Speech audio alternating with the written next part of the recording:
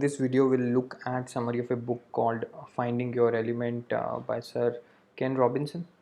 Right. So this book basically talks about what is being in your element and how do you identify that you are in your element, and what are the advantages of understanding your element, and then once you have found your element, how you can move forward. So let's get started. So what is being in element? How do you feel when you are in your element? You feel energetic, right? There are certain activities, even uh, after a very tiring day, if you do those activities, you feel energetic. So these activities, instead of sapping energy out of you, they give you energy, right? So that is a property.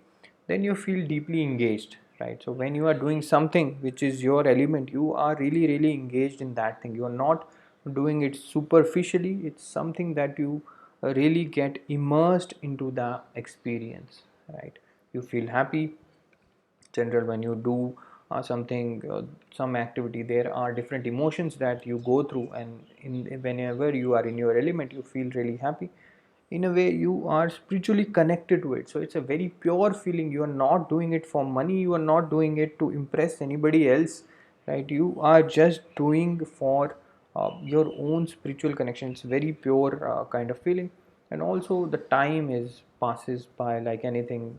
It's mostly similarly like love. When you are with your lover, you in 1 hour, even if you spend, it feels like 5 minutes. So it's just similar in element. You feel deeply engaged, you feel very energetic. You can do it after even a tiring day. You feel happy, you feel connected at a spiritual level. So it's a very deep kind of engagement. Okay, so how do you find your element? So it's a very personal question. It's a very subjective question. For me, it can be different. For you, it can be different. For somebody else, it might be something else. So it's a very personal question. So the answer to it is also, you have to find out. You have to know yourself. You have to have that self-awareness. What are your likes? What are your dislikes? Right. You have to remove distractions. Some of the time, there are influences on us from outside, from technology. Every day we are engaged on mobile or computers, right? Or somebody else is telling us something. So we have to remove those distractions, and we have to go inward. We have to be very true to ourselves. Also, you can ask people you trust, right? People who spend time with you, your parents or friends, etc., who know you, who might observe you, right? So you can ask them. And also, you have to observe how you feel, right? Like we saw in the last slide, that being an element makes you feel very deeply connected at a spiritual level, makes you happy, gives you energy. So what are those activities that do that, right? You only have to find that out. Another definition of element written in the book is, element means aptitude meets passion. So aptitudes are your natural talents, something that you get naturally. An activity people take time, or people find very difficult to achieve that, but you are able to naturally do that well. And also passion. And passion means something which activity or something you are very attracted towards. You are very enthusiastic towards something that gives you a deep sense of fulfillment, deep sense of satisfaction. So when something you can do very well and something you want to do, those both sort of combine, then you find your element, right? So you have to, as I said, more about, it's a very personal question. You have to keep on understanding yourself better.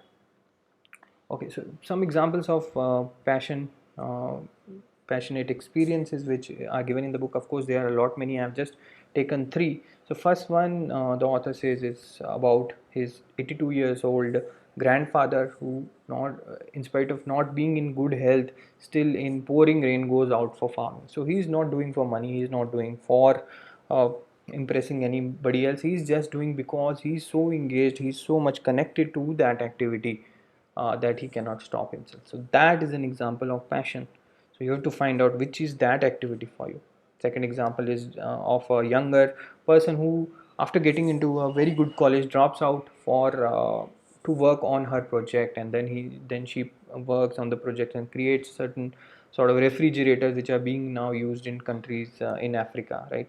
So again shows that she's not doing for money, because there is a lot of risk involved leaving a big college, right? She could have just waited for 2 3 years and then left, right? But she left everything, and then also a sense of confidence that she had on herself. Third example is about a person who is doing a very good job, well paying job as a web designer, earning a lot of money, right, and appreciation, but still does not feel connected to the work that he's doing. So he leaves that and becomes a guitar maker. So a lot of, you can see the purity coming in all the three kind of tasks. They are not driven by external motivation. They are driven by their internal, sort of in a way, spiritual connections that they have with the work they do. So some drawbacks of not finding your element: it's not necessary that you find your element. A lot of people just live lives and earn money, earn respect, everything, live a happy life. It's not like necessary, but some of the drawbacks that are there if you don't find your element. First one is, according to some survey, 50% of workers in US are not engaged with their work. So they do something like 8 hours a day, like 40 hours a week, but they are not engaged. So you can then just imagine, if you're doing something you are not engaged in, you are not connected with for such a long time, it will have some impact on your mental state, right? Again, very similar to that is, since people have said that they feel sense of emptiness, feel that something is missing in spite of achieving good financially, or achieving good uh, in a way level in the society. Again, that goes back to the thing that they are not doing something that they are very much connected to. Third point is, if you are not doing something which you really are motivated to do, then it's difficult to achieve excellence, because you will not give your 100%. It will become like a load that you are pushing, versus a pull, which will happen in the case of doing some activity which you find very meaningful, which you find very something which gives you energetic, the one we talked about in the first slide. And also, general unhappiness will build, because you are not doing something which again is something you find meaning, and that thing, right? So some way it is very important to find your element and then work towards it.